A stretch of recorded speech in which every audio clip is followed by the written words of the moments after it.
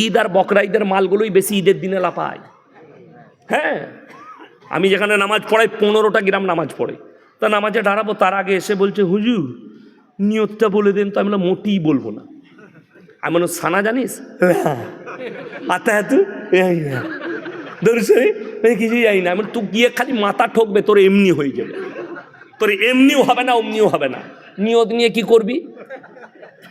আর 30 second ইমাম late করে দিয়েছে, দিয়ে তার নামাজ ছাড়া গেছে, মানে 30 সেকেন্ড আগে জামাত দাঁড়িয়ে গেছে। তো তার যদি একটু ছাড়া যায় নামাজে পড়ে আমি ছাড়া গেল, আমরা কি করবো বল? তুই জীবনে নামাজ পড়ি না, তুই ঈদ নিয়ে কি করবি বে? কথা বুঝতে পারেননি? ও জীবনে নামাজ পড়ে না, ঈদের নামাজ নিয়ে তুই কি করবি? তোর পড়া না পড়া দুটোই সমান। দেখলাম আমার গ্রামে আমার আব্বাজি রেগে গিয়েছিলেন। নামাজ পড়ে বেরিয়েছি, জোহরের পরে জানাজার নামাজ, বেরিয়ে দেখছি 3 কাতার আউলিয়া দাঁড়িয়ে আছে, তারা ফরজ নামাজ পড়ে নাই। তার মানে নামাজিরা পেছনে আর বেনামাজিরা আগে। এই মৌলবীরাও জানে, বহু জায়গায় ঘটনা ঘটে। বেরিয়ে দেখছে যারা 5 ওয়াক্তের নামাজি তারা পেছনের কাতারে, আর 3 কাতার 4 কাতার হারামখোর দাঁড়িয়ে আছে, ইচ্ছাকৃতভাবে নামাজ পড়েনি, দাঁড়িয়ে আছে। বড় গুনাহ, উজু করে মসজিদের বাইরে দাঁড়িয়ে আছে, নামাজ পড়বে না।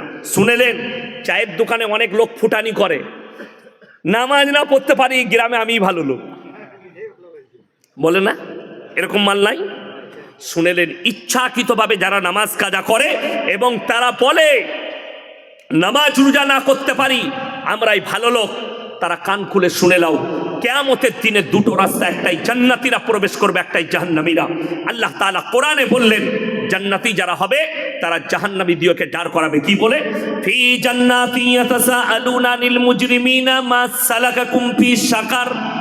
তোমরা কেন জাহান্নামে যাচ্ছ? তোমরা বলতে আমরা ভালো লোক, আমরা ভদ্রলোক, নামাজ না পড়তে পারি, রোজা না রাখতে পারি, আজকে কেন তোমরা জাহান্নামে যাচ্ছ? তারা 1 নম্বর উত্তর দেবে, ক্বালু লাম নাকু মিনাল মুসাল্লিন, আমরা নামাজি মুসল্লিদের মধ্যে ছিলাম না, ওয়ালাম নাকু নুতিমুল মিসকিন, আর আমরা মিসকিনকে খানা খাওয়াইতাম না। এই মিসকিন আর ফকিরের পার্থক্য আমাদের সমাজের লোক জানে না, আলেমরা ছাড়া। কেন? আপনি জানতে চাননি।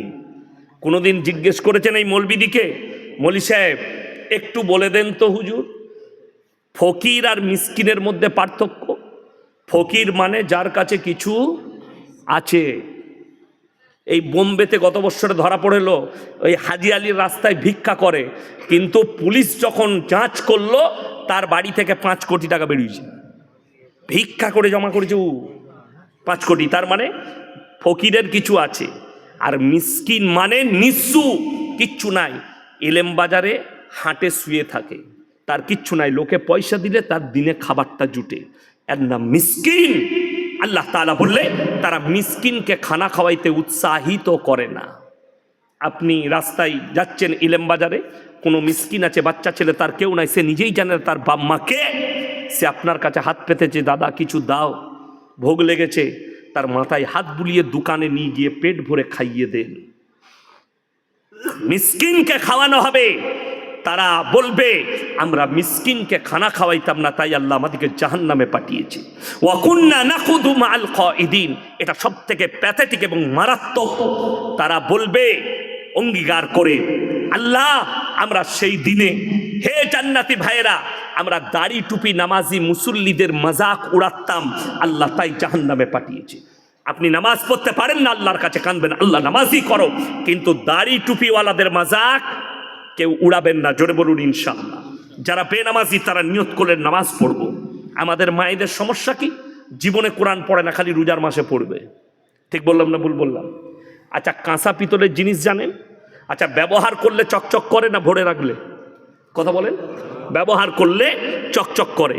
কোরআন এমন এক মুকাদ্দাস কিতাব, এই আলেমদিকে জিজ্ঞেস করুন, কোরআন যে যত বেশি পড়বে আস্তে আস্তে আল্লাহ তার দিলেতে গেঁথে দিবে। অনেক মানুষ আছে যার সূরা ইয়াসিন মুখস্থ হয়ে গেছে, মুসল্লি, সূরা কাহাফ মুখস্থ হয়ে গেছে, পড়তে পড়তে সূরা রহমান মুখস্থ হয়ে গেছে। কেন? যত পড়বে আস্তে আস্তে আল্লাহ দিলে গেঁথে দিবে। খালা জীবনে কোরআন পড়ে না, ও পয়লা রমজান মাথা ধুয়ে গোসল করে সকালবেলায় দুপুরে রান্না করে এরপর কোরআন পড়তে বসেছে, আলহামদুলিল্লাহ বুঝে করগা। আর আমাদের দেশে জান্নাত খুব সহজ। পুরো রমজান মাস কোরআন পড়লো, 27 রমজান হাফেজ সাহেবদের বাজার লাইকে।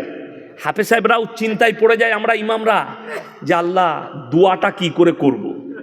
কেন বলুন তো? আমার বাপের নামে 1 খতম 20 টাকা দোয়া করে দিবেন।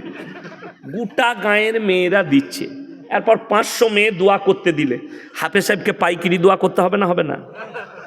আর রব্বানা আতিনা ফিদ দুনিয়া হাসানাতাও ওয়া ফিল আখিরাতি হাসানাতাও, আল্লাহ যতজন টাকা দিয়েছে দোয়াকে কবুল করে লে না, বিনা হয়ে গেল, যা চল যা। কত দুঃখ, আপনি কোরআন পড়েছেন, আপনি নিজে দোয়া করতে পারেন না, হাফেজ সাহেবের উপরে ভরসা।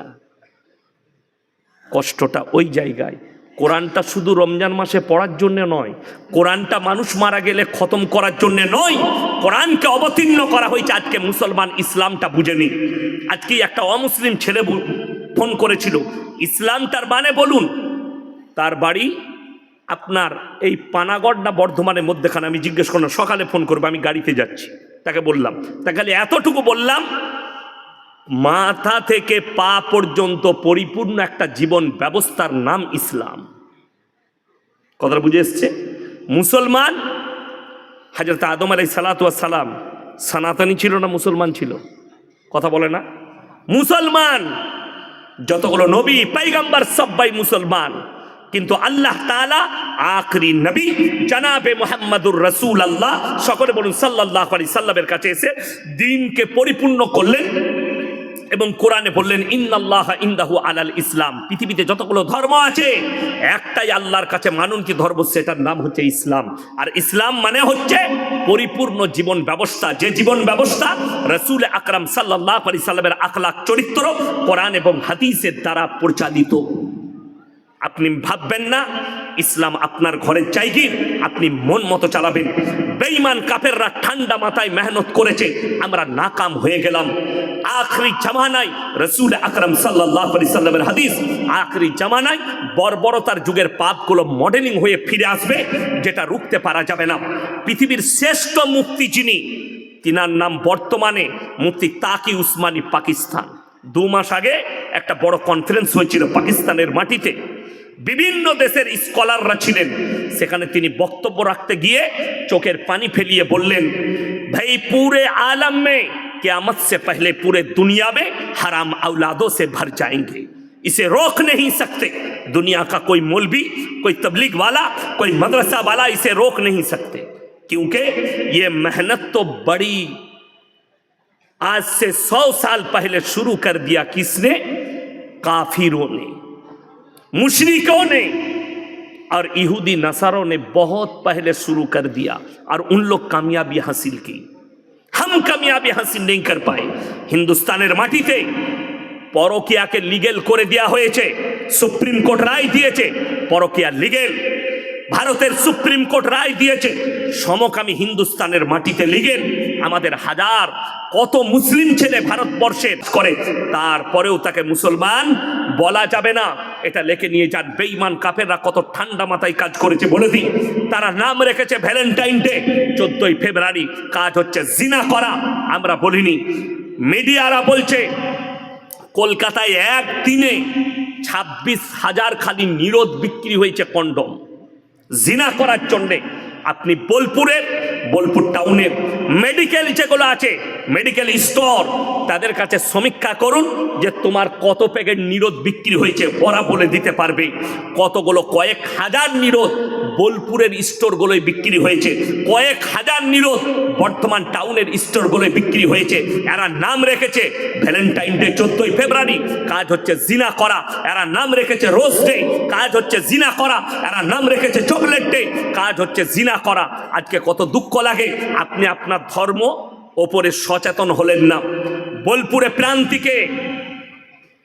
প্রান্তিকে সব থেকে বেশি দামি রং খেলাটা হয়, হোলিটা হয় প্রান্তিকে, এবং সেখানে যদি 5,000 ছেলে মেয়ে থাকে, 2,000 খালি মুসলিমদের স্টুডেন্ট থাকে ছেলে মেয়ে। এটা আমি চ্যালেঞ্জ ছুড়ে বললাম।